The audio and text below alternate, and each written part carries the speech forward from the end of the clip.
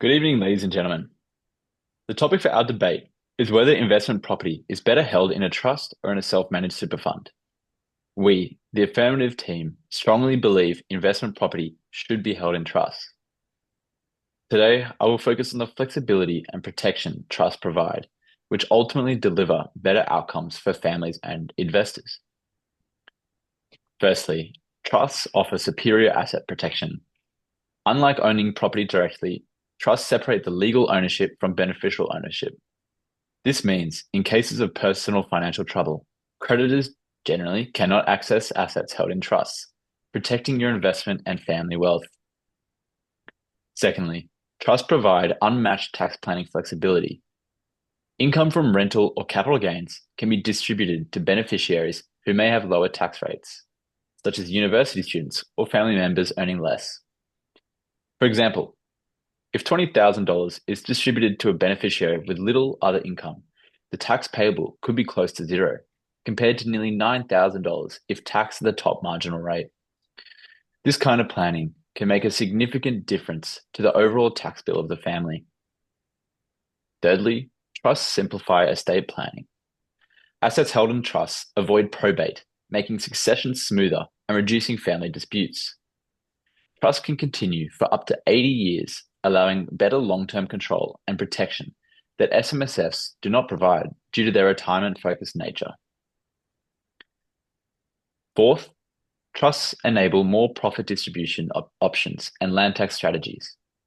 By using multiple trusts, families can keep property holdings under tax thresholds in states like New South Wales, which starts at around $1 million in property value.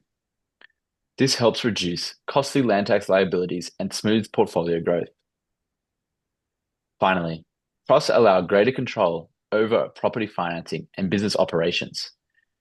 Trusts can negotiate loans at competitive rates and even carry on businesses to access small business tax concessions. SMSFs face stricter borrowing rules and investment restrictions, limiting their flexibility. In conclusion, trusts provide versatile protective structures ideal for families seeking flexible tax planning, long-term estate control, and strategic business opportunities.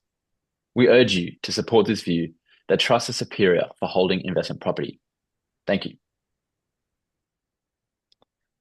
Good evening. We, the negative team, believe investment properties are better held in a self-managed super fund as opposed to a trust. The opposition praises trusts for flexibility and protection, but in reality, they come with major drawbacks for property investors. Negative gearing losses are trapped inside the trust, so you can't offset them against personal income like you can in an SMSF. Many states also apply higher land tax thresholds to trusts, which quickly eats into returns for smaller portfolios. Trusts face strict 80-year limits, meaning they can't exist indefinitely, unlike an SMSF that continues through to retirement. Financing is often harder too, with banks demanding higher deposits or tighter lending terms for trust-held properties. And let's not forget, any undistributed income in a trust gets taxed at the top marginal rate of 47%. Our team's stance is simple. When it comes to holding an investment property, a self-managed super fund is a smarter and more strategic structure than a trust, especially for wealthier Australians. Let's start with control and flexibility. As Simon Gow from Grant Thornton pointed out in 2024, one of the biggest advantages of an SMSF is the ability to choose exactly where your retirement savings go, and that includes direct investments in residential or commercial property. In a trust, the trustee holds most of the control, but in an SMSF, the members are the trustees. You decide what to buy, who to rent to, and when to sell. Investors love that level of independence. It means they're steering their own retirement strategy, not handing it to someone else. Now, let's talk about diversification and long-term growth. An SMSF lets members spread their wealth across shares, bonds, and property. And property is powerful. It gives both capital appreciation and steady income. The Australian Bureau of Statistics reported that the total value of residential dwellings hit $11.5 trillion in mid-2025, jumping by over $213 billion in just one quarter. That's a sign of how consistently property builds wealth in this country.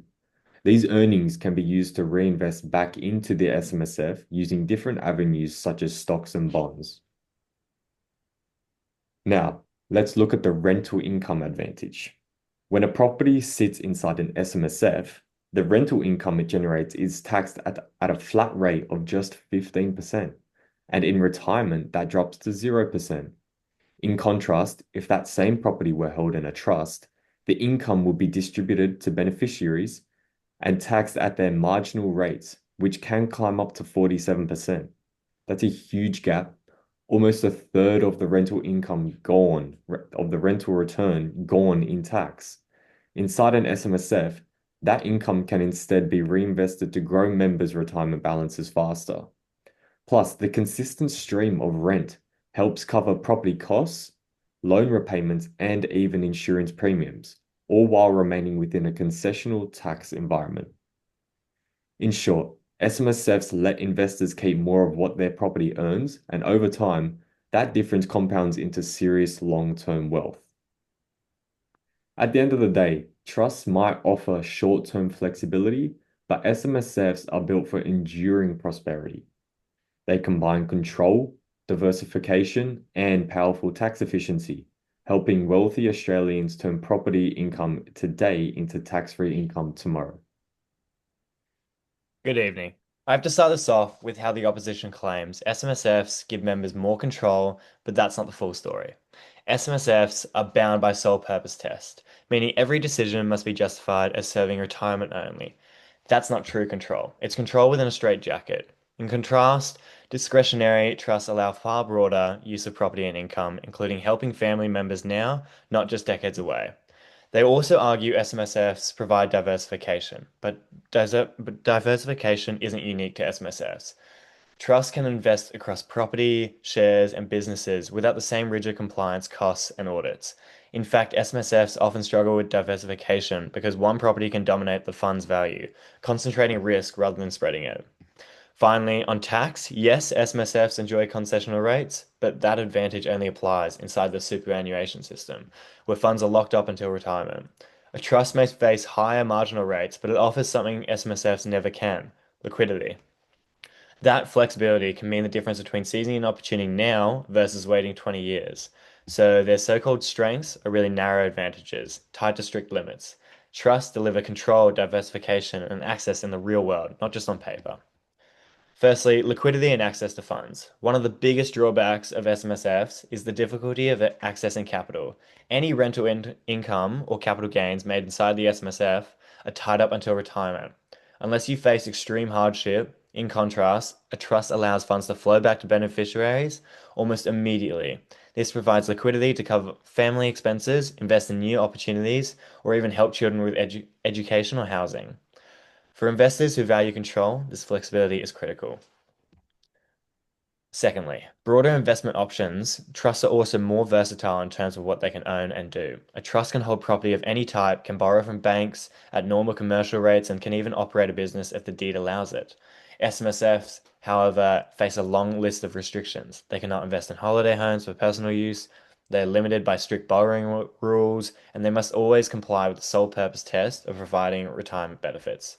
These restrictions stifle flexibility and innovation in managing property portfolios.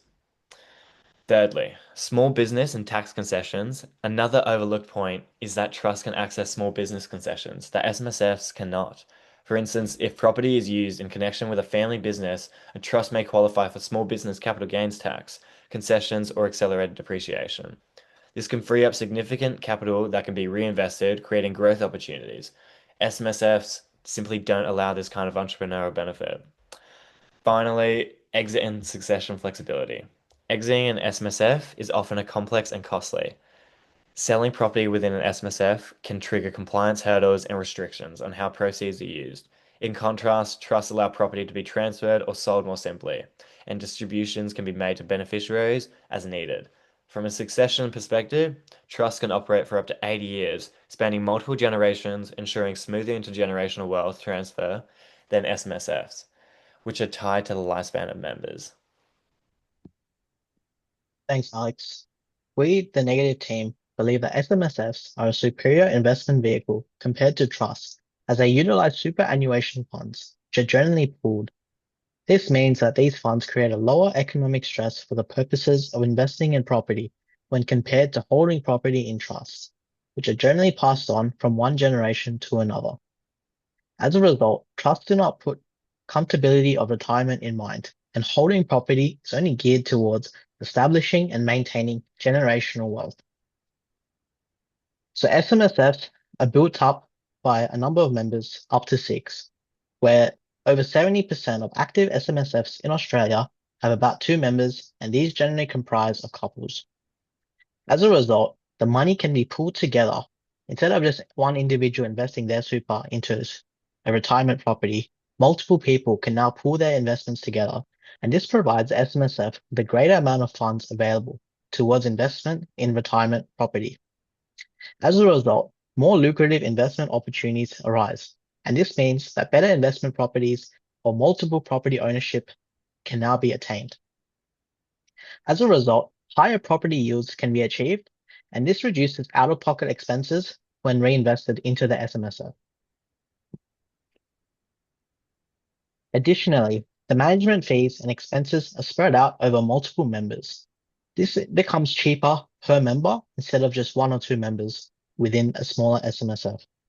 So more funds can be redistributed towards other investments within the SMSF. Over time, these funds can continue to grow by purchases of additional property, and as members reach preservation age, they can continue to enjoy the benefits of retirement. Similarly, the capital gains taxes and exemptions benefits under SMSF. The CGT discounts are available under property ownership in the SMSF. As long as the property was held for around 12 months, a third discount applies on capital gain tax before the 15% tax is applied. This is based on how long the property was held before the sale, and there are different types of investment strategies that SMSFs can use, either pooled or segregated. Any sales of the property after preservation age are actually tax-free and exempt from CGT. For pooled strategies, the CGT payable is the amount taxable on super in the accumulation phase. For example, an investment property which was purchased for $700,000 under an SMSF can then be sold later for $1 million around 5 years later. We can see that the capital gain is around $300,000, but due to the 1/3 discount, the amount of CGT payable on this is only $200,000. As a result, the amount of capital gain that is paid in the end is around $30,000. When we compare this to a situation without this exemption, the amount of CGT paid is around $45,000. This results in an extra $15,000 being able to be reinvested back into SMSF, allowing for further funds to be redistributed.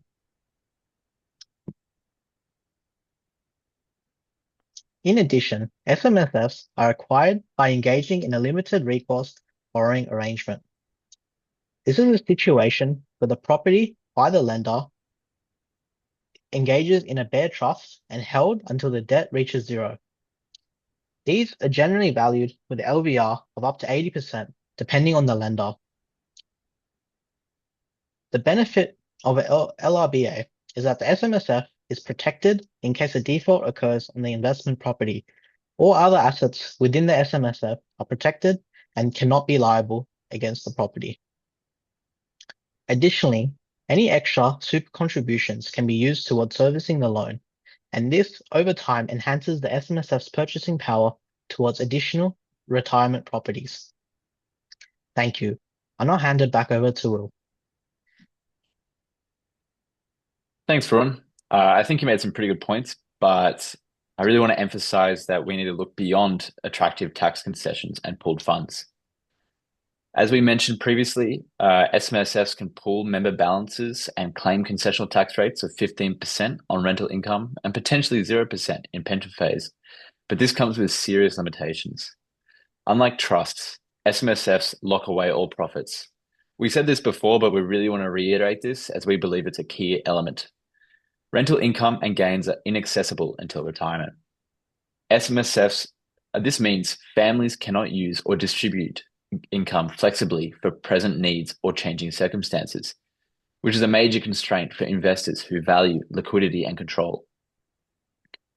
Pooling funds may help buy larger properties, but SMSFs have strict borrowing rules and property investment restrictions, such as limited recourse borrowing and compliance hurdles, that often mean higher loan rates and lower flexibility compared to trusts. As well as this, there are also ongoing legislative reviews and complex compliance demands, and any breach incurs harsh penalties, which can be at the top marginal rate. In short, while SMSFs suit those purely focused on retirement and superannuation, they simply cannot match the real-world flexibility, dynamic needs, and distribution options provided by trusts. Thank you to the opposing team for the thoughtful case, and thank you all for your attention tonight.